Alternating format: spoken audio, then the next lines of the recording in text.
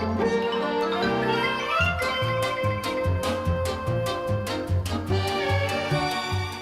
everybody, it's Chris Eads, known online as Wootini, here with another Gay Gamer video podcast.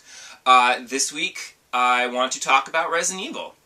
Last weekend, I would have talked about it, except last weekend was I had my friend Cam over to talk about the Switch. That was last episode. So I put this off till now, which turned out to be perfect timing, for reasons I will explain in a moment. But last weekend, I saw the Resident Evil movie, Resident Evil: The Final Chapter, and it was okay. I think, like, it's not necessarily a bad Resident Evil movie. It's not one of the best, but I don't know if it's necessarily the worst. I don't know. It's just sort of an average Resident Evil movie, which is, I think, to me, disappointing, because it was supposed to be the big grand finale. And, like, they'd been building up, and the last movie ended with, you know, Washington, D.C. completely under siege by all these demonic creatures, and, like, all these monsters everywhere, and it was so epic, and you were like, yes! And then you had to wait years for the next one, because Mila Jovovich had a baby. And I feel like something happened during that time where they couldn't make, like, I feel like if she hadn't had a baby, like, and they'd made a sequel right away, I feel like maybe we would have gotten the big epic sequel I had been hoping for.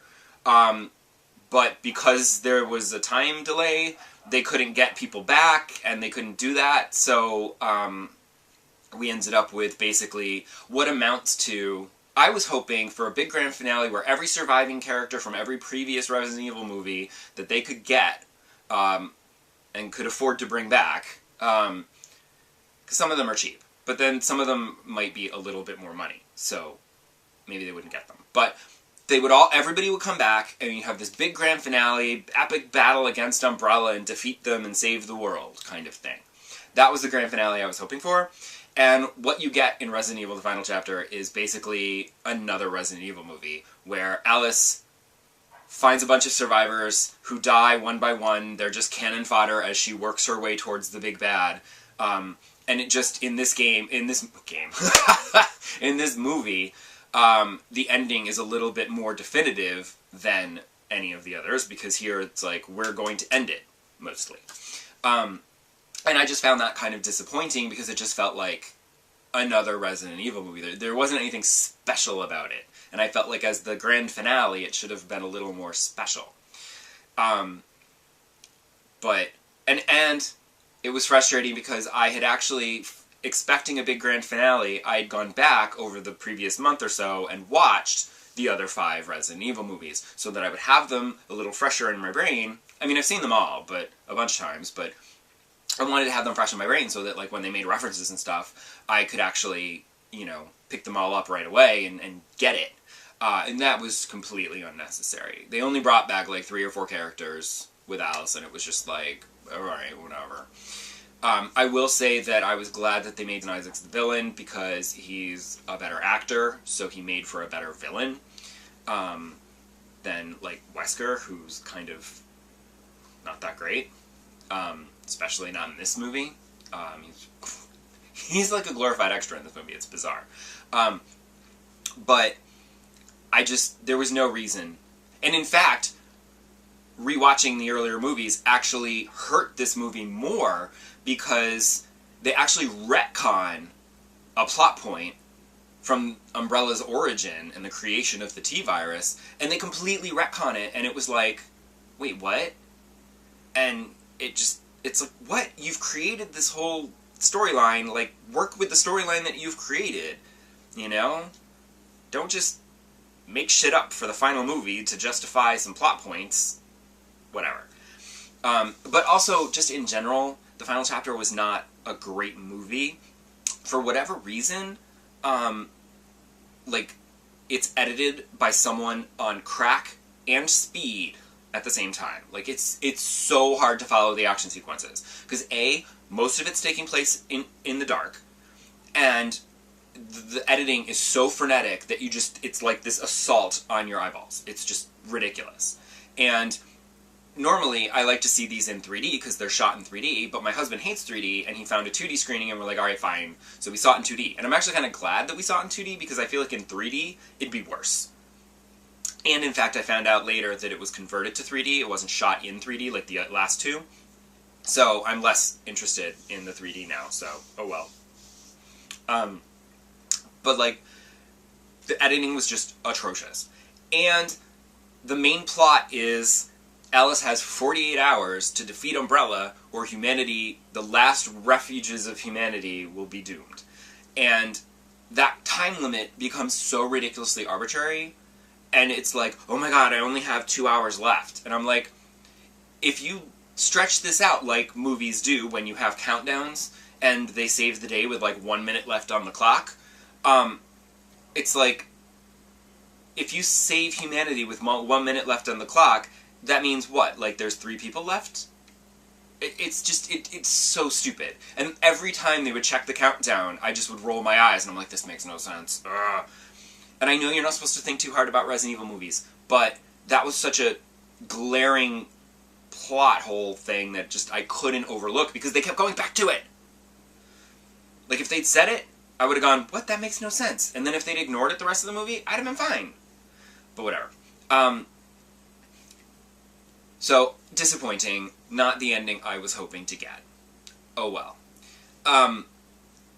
But just like with Star Wars, when Knights of the Old Republic made you wonder why the video game has a better story than the movie of Episode 1, here we have a Resident Evil game that is better than the movie, so far. It could all fall apart, and it probably will, but I don't know, we'll see. But see, this is my segue to a Resident Evil episode, because this past week I also picked up a copy of Resident Evil 7, which everyone's been raving about, and I'm just like, oh, I don't know. And I decided I'd pick it up because I could probably finish that by March, when Zelda's out, so we'll see. The problem is that what I discovered was I'm fine on the weekends, but then during the week when I get home from work, like, I don't always want to play Resident Evil. Because I've had a stressful day, there's stress going on in the world, we're all going to die in a nuclear Armageddon because of this stupid Oompa Loompa. So, when I come home, I don't want to stress myself out more by playing Resident Evil. So I'll play a little No Man's Sky instead. But I did get Resident Evil 4 for my PlayStation for 2 reasons. One, it has VR support, and I know I will eventually get a PSVR, so that'll be really fun to have. Especially because as I'm playing it, there's certain scenes where I'm like, this, in VR, this would mess me up. And I would pee myself. Because it's bad enough it's a first-person perspective game, but you put it in 3D VR, and I would just pee myself. So I wanted that option, but then also, I knew that if I got it on Xbox One, I would have No Man's Sky in my PlayStation, so I could just quickly go get it. Whereas now, if I've got Resident Evil in my PlayStation, I'll be like, oh, I'll just play that instead, because I don't have to take it out and put in No Man's Sky, you know. It's less convenient, so it'll, you know, keep me from saying, oh, I'll just play that later, I'll play No Man's Sky instead, because it's easier. And also, the PlayStation, as I've said multiple times, it lets you do screenshots and video way easier than Xbox. And in fact, I streamed the first hour of my playthrough of Resident Evil 7, which you can find here on my YouTube channel. It is embarrassing. I die multiple times. And around the hour mark, after I died and then died again, I was just like, okay, we're done. I'm stopping this stream. A, because I knew it had gone on a long time. I didn't realize it had been an hour. But I was like, y'all don't need to keep seeing me die over and over again. This is embarrassing. It's humiliating. So we'll, you know, I'll play on my own where I can die in privacy. And apologize if you go to look for that video now, because I had on the surround sound, so I could have like a cool surround sound experience with Resident Evil. And I just had it too loud, so the mic picked that up, so there's like an echo, and I apologize for that. So it's not the best game streaming video. But as for the game, I was super psyched. It's really, really cool. I love first-person games, so having Resident Evil in first person, super awesome. It starts out great. Then I got a little concerned because it started to become the demo, and I'm like, oh, I already played the demo, let's not do the entire demo, because then I'll get, like, annoyed. But it wasn't so bad. But then the game takes a turn, and all of a sudden, I'm looking around, and I find an herb, and I'm like, oh, right, it's Resident Evil. Herbs. Gotcha. Green herb. Then, shortly after that, I found a locked door that had a weird plaque on it with an animal, and I had to go find the piece to unlock that.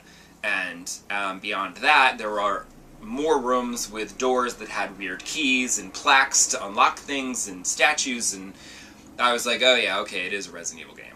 Because the beginning, it's very like, you know, Southern Gothic, Texas Chainsaw Massacre. It's kind of something new, and it's terrifying. And like, they're chasing you around the house, and you're running, and you're trying to hide, and you're trying to get away, and it's just, ah! But then, when you enter the rooms that have these weird keys, and the plaques, and the stuff, and you're just like, okay. And then you have, like, you know, one inventory slot, you know, it's terrible. It gives you no inventory. And you have the save rooms with the item boxes that magically connect to all the other item boxes, wherever they are. It's not a typewriter, it's a tape recorder, but still, whatever. And it just feels like a regular Resident Evil game. It's just in first person. So, that was slightly disappointing to me, but, I mean, it's still good. I just wanted it to be different. Like, the demo didn't feel like Resident Evil. But now the game feels like Resident Evil. And I was slightly disappointed because I thought they were going to get away from that. But I will say that it is scarier than any Resident Evil game I've played. So that's good. Because that's why I got out of the Resident Evil series. Like with 4, I'm playing 4 and I'm just like, why is everyone raving about this? This is not a survival horror game. It is just an action game. Like, this is not survival horror at all. This is survival horror again. Like, there was one point where you can hear me in the first hour, you can hear me scream and carry on and whatever. But when I was playing it one night after work, I ran away from a monster, and I ran into a room, and I quickly shut the door behind me to protect myself, and then I turn into the room, and there's a monster standing right in front of me, and I went, ah! And I yelled so loud that my husband sitting next to the couch at the computer, he jumped out of his seat, and he was like, okay, we can't have this. No, you can't be acting like that. And I was like, sorry, it scared me, ah! And I'm apologizing to him while I'm trying to kill the monster, because it's like, you know, I didn't want to die. I will also say that I'm glad that I'm playing it on easy. I felt a little lame for choosing easy, but you can't change difficulty during the game, so I said, let me just play it on easy, that way I can make sure that if there is a difficulty spike towards the end of the game, I will still maybe be able to finish this thing. And in fact now, having played it for a while, if I had started this on normal, I think I would have already stopped playing and restarted the game on easy, because, as you can see in my live stream, that first hour, I die multiple times. And since then, I've also died again. And I'm just like, this is insane. And if I was playing it on even normal, I would have way less ammo, way fewer health packs. It would just be so much more difficult. And I'm already struggling, even on easy. And in fact, I just finished a boss fight where I literally was like, okay, I've used up all my health, he's still killing me, like, this is... And I was like, just kill me. But I didn't just stand there and let him kill me so I could restart the fight. I was like, just kill me, but I was like, let me just try a few things to see if I can come up with a better strategy for the next time I play through this boss fight, and I won't get killed as much, or hurt as much, I mean. And as I'm trying these different strategies, I ended up winning, and I was like, oh. So now I have, I'm alive, and I'm still continuing the game. I won the fight, but now I have, like, literally 0 health packs. And the health I have is the health I'm going to be stuck with until I can find more health packs. So I'm like, I need to get exploring again, because I need to find more, because if I don't have at least a few health packs in reserve, I'm super nervous that I'm going to get killed. So I did save on a separate save slot, just in case, so that if I have to go back and redo it, I can. I don't want to, because that's the other reason why I want to play on easy, is so that I don't die as much and have to redo things as much, because when you have to redo it, it's less scary. So, you know, the second or third time through, it's a much less effective scene. But, yeah, so I'm enjoying it, although, like I said, I'm not playing it as much as I normally would be, because sometimes I don't want more stress in my life, even fun video game stress. But, yeah, so I recommend it if you like Resident Evil, and I will continue playing it. So come back next week, and we'll see how many more times I've died. And I will talk about something else, because I think I've talked way too much this week, and it's a little long. So, goodbye, and I'll see you next time.